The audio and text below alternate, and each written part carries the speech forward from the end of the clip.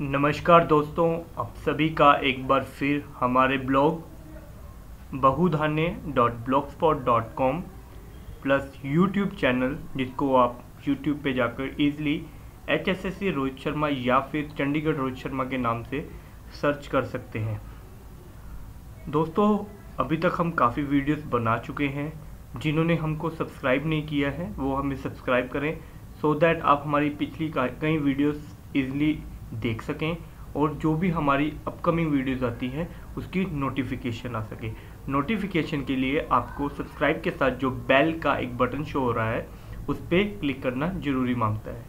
ठीक है, तो आज जो हमारा टॉपिक है वो है जो इम्पोर्टेंट हमारे संविधान के अंदर अनुच्छेद हैं, जिसको इंग्लिश में आर्टिकल्स बोलते हैं। कॉन्स्टिट्यूशन ऑफ इंडिया के अंदर जो आर्टिकल्स हैं वो जो इम्पोर्टेंट जो एग्ज़ाम रेलिवेंट रहते हैं उसके ऊपर हम थोड़ा सा व्यू करेंगे। ठीक है, थोड़ा सा प्रकाश डालेंगे सो दैट कि हमें ज़्यादा आर्टिकल्स याद करने की ज़रूरत ना पड़े, क्योंकि Delhi police, Chandigarh police, Haryana police, state police का कोई भी एग्ज़ाम है उनमें ये क्वेश्चंस मोस्टली पूछे जाते हैं, क्योंकि लॉ से रिलेटेड है, डिफेंस है। डिफेंस पुलिस में ये चीज़ें बेसिक हैं, इन बातों के बारे में पता होना ज़रूरी है। तो आइए हम स्टार्ट करते हैं। देखिए, इम्पोर्टेंट ही कर रहे हैं, ज़्यादा नहीं करेंगे। आप अपने नोट्स बनाते रहें और इनकी तैयारी करते रहें। तो पहला है अनुच्छेद 15। आर्टिकल 15 क्या कहता है?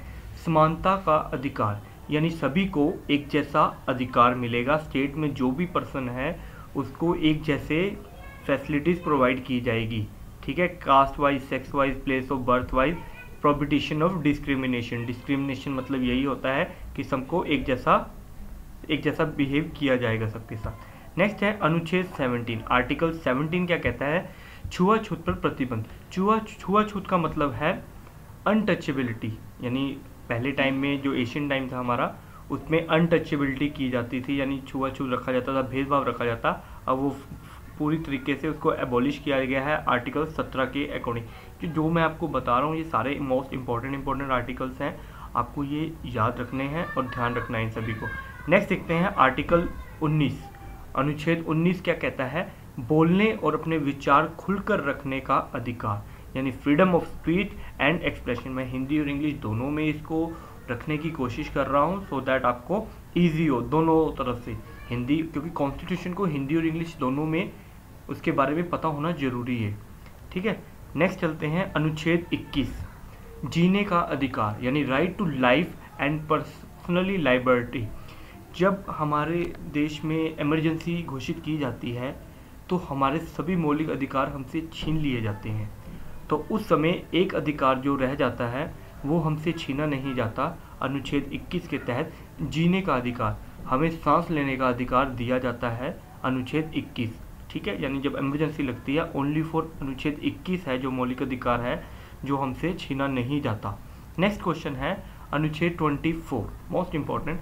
14 वर्ष से कम उम्र के किसी भी बच्चे को किसी भी कारखाने या खान में काम करने की नियुक्ति नहीं दी जाएगी और उनको कोई भी खतरनाक रोजगार में नहीं लगाया जाएगा। No child below the age of 14 years shall be employ to work in any factory और mine and engage in any hazardous employment. ठीक है, नेक्स्ट चलते हैं अनुच्छेद 51A। ये भी इंपॉर्टेंट है, मैं अब सारे इंपॉर्टेंट ही लेकर आया हूँ यहाँ पे। मौलिक कर्तव्य, यानी हमारे कॉन्स्टिट्यूशन में जो मौलिक कर्तव्य हैं आर्टिकल अनुच्छेद 51A के तहत दिए गए हैं। मौलिक कर्तव्य और मौलिक अधिकारों में थोड़ा सा डिफरेंस है। मौलिक अधिकार के लिए हम अपनी आवाज़ हाई कोर्ट, सुप्रीम कोर्ट में उठा सकते हैं कि ये हमारे अधिकार है, हमें क्यों नहीं दिए जा रहे।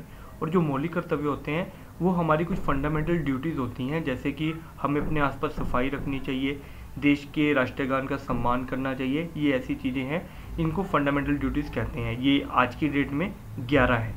ठीक है, नेक्स्ट चलते हैं अनुच्छेद 52 यानी 52। आर्टिकल 52 क्या कहता है? भारत में एक राष्ट्रपति होना चाहिए, the president of India. Bharat का एक राष्ट्रपति कॉन्स्टिट्यूशन में किस आर्टिकल के तहत है? तो आर्टिकल 52 के। नेक्स्ट है आर्टिकल 61। देखो दोनों आपस में रिलेट है इसलिए इन दोनों को साथ लिखा है। उसमें क्या है कि भारत के राष्ट्रपति पर महाभियोग, इम्पीचमेंट बोलते हैं इंग्लिश में, procedure for impeachment of the president, कि अगर आपको लगता है कि राष्ट्रपति अपने टेन्योर को सही तरीके से नहीं संभाल पा रहा तो उसके ऊपर हम क्या कर सकते हैं, महाभियोग लगा सकते हैं। पर किसी 1 या 2% के सोचने से ऐसा नहीं हो सकता, उसके लिए कुछ वो एक क्वांटिटी है लोकसभा राज्यसभा के मेंबर्स की, एक वोटिंग के थ्रू उसको इसका प्रोसीजर स्टार्ट किया जाता है। नेक्स्ट क्वेश्चन देखते हैं, आर्टिकल 63 क्या कहता है। तो देखो, जब देश में राष्ट्रपति है तो उपराष्ट्रपति भी होना चाहिए, यानी आर्टिकल 63 क्या कहता है कि भारत का एक राष्ट्रपति उपराष्ट्रपति भी होना चाहिए था, वाइस प्रेसिडेंट ऑफ इंडिया। तो आर्टिकल 64 क्या कहता है, आर्टिकल 64 कह रहा है कि उपराष्ट्रपति उच्च सदन का चेयरमैन होगा। उच्च सदन क्या हुआ, राज्यसभा। राज्यसभा हायर सदन होता है, लोकसभा लोअर सदन होता है संसद के अंदर। तो जो उसके चेयरमैन होते हैं वहाँ पे अध्यक्ष नहीं होते, अध्यक्ष लोकसभा में होते हैं। सुमित्रा महाजन जी जो इस समय हैं वो अध्यक्ष हैं, जबकि जो राज्यसभा की जो स्पीकर होते हैं उनको हम चेयरमैन कहते हैं। ठीक है, तो वो कौन होता है, उपराष्ट्रपति ही होता है। नेक्स्ट है आर्टिकल 76 क्या कहता है। आर्टिकल 76 हमें बताता है कि राष्ट्रपति द्वारा महान्यायवादी की नियुक्ति, the president shall appointed a person who is qualified to appointed a जज ऑफ सुप्रीम कोर्ट, जिसको अटॉर्नी जनरल ऑफ इंडिया भी कहते हैं।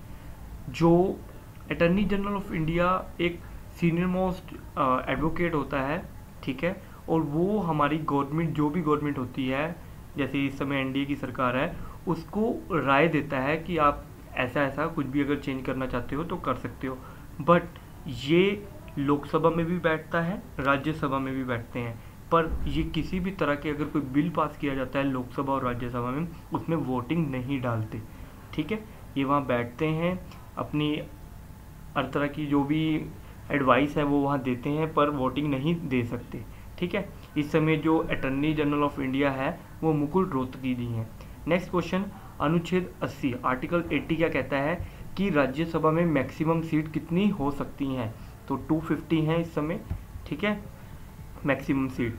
और आर्टिकल 81 देखो दोनों रिलेट थे इसलिए इकट्ठे रख दिए उनको भी, उसमें कि लोकसभा में मैक्सिमम सीट्स कितनी हो सकती हैं, तो 552।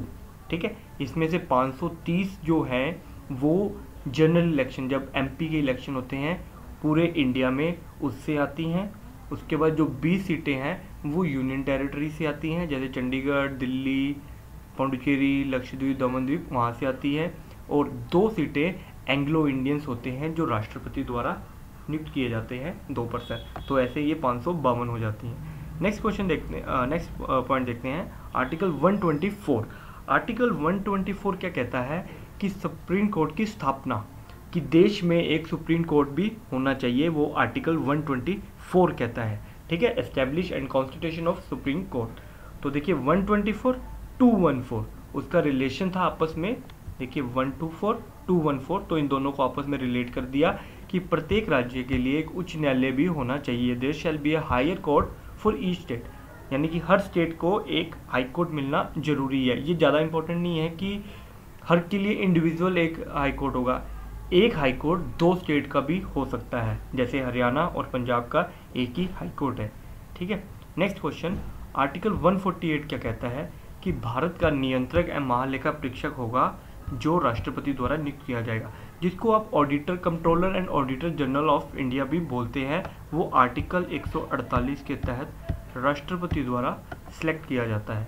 ठीक है, और इस समय है शशिकांत शर्मा जी। नेक्स्ट क्वेश्चन पे चलते हैं, आर्टिकल 352, आर्टिकल 352, आर्टिकल 356, आर्टिकल 360, ये तीनों अनुच्छेद हैं जो वो राष्ट्रपति के पास एक पावर है जो वो हमारी कंट्री में लगाता है।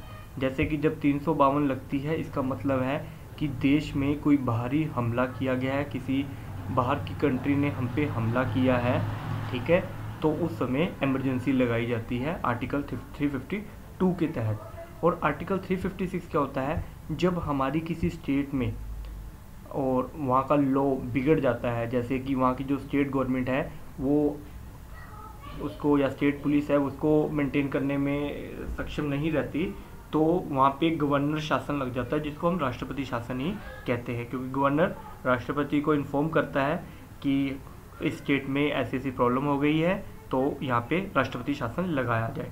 नेक्स्ट देखें, अनुच्छेद 360, इसको फाइनेंशियल इमरजेंसी कहते हैं, यानी वित्त अभाव होता है तब लगाई जाती है। नेक्स्ट है अनुच्छेद 368।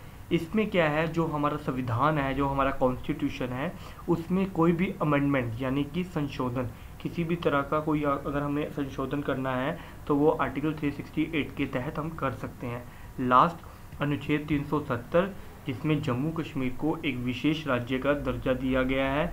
इस विशेष दर्जे में मैं अगर एक दो बातें बताऊं, जैसे कि जो हमारा नेशनल फ्लैग है उधर उसकी कोई भी इज्जत नहीं है, ठीक है, नेशनल एंथम की कोई इज्जत नहीं है, ठीक है। वहाँ के किसी पर्सन अगर किसी पाकिस्तान पर्सन से मैरिज करता है, यानी बॉय गर्ल आपस में एक दूसरे मैरिज करते हैं तो उनको नागरिकता मिल जाती है। अगर वहाँ का कोई पर्सन इंडिया के किसी और पार्ट से, किसी स्टेट से मैरिज करता है तो उनकी वहाँ से नागरिकता, जम्मू कश्मीर से नागरिकता चली जाती है। ऐसा इनमें कुछ कौन सी इनके जो आर्टिकल 370 है इसमें ऐसी बातें आती हैं।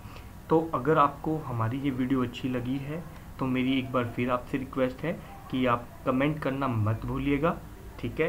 बिल्कुल भी आलस मत दिखाया करें जब आप कमेंट करते हैं, क्योंकि जब आप कमेंट करेंगे तो हमें मोटिवेशन मिलता है। और लाइक करना भी मत भूलिएगा। अभी के लिए इस वीडियो में इतना ही है, और अच्छी और दिलचस्प वीडियो लेकर आते रहेंगे। अभी के लिए धन्यवाद।